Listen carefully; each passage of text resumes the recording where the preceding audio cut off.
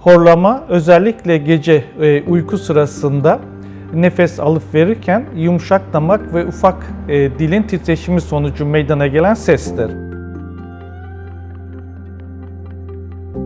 Horlamayı takiben nefes durması önemlidir.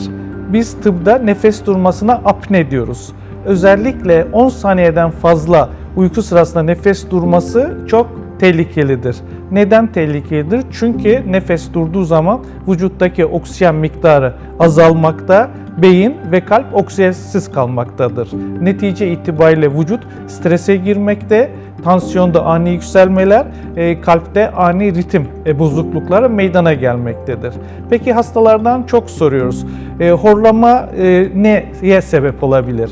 Horlama ve uykuda nefes durması, OSAS dediğimiz Obstructive Sleep Apnea sendromuna yani uykuda nefes durma sendromu neden olmaktadır.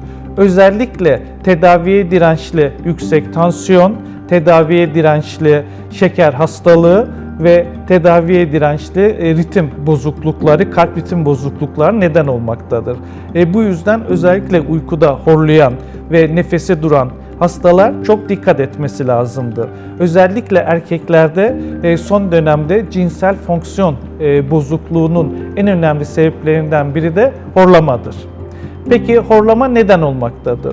Horlama özellikle sedanter yaşam yani hareketsizlik ve kötü beslenme sonucu vücutta yağ oranının artması, özellikle yumuşak damak ve ufak dil bölgesindeki yağlanmanın artması sonucu sırt üstü yatıldığında nefes borusunun tıkanması sonucu meydana gelen bir rahatsızlıktır. Peki horlama ve OSAS yani apne hastalığı olduğu zaman ne yapmak lazım? Öncelikle bir kulak burun boğaz doktoruyla danışmak önemlidir. İkinci aşamada spor yapmak, zayıflamak.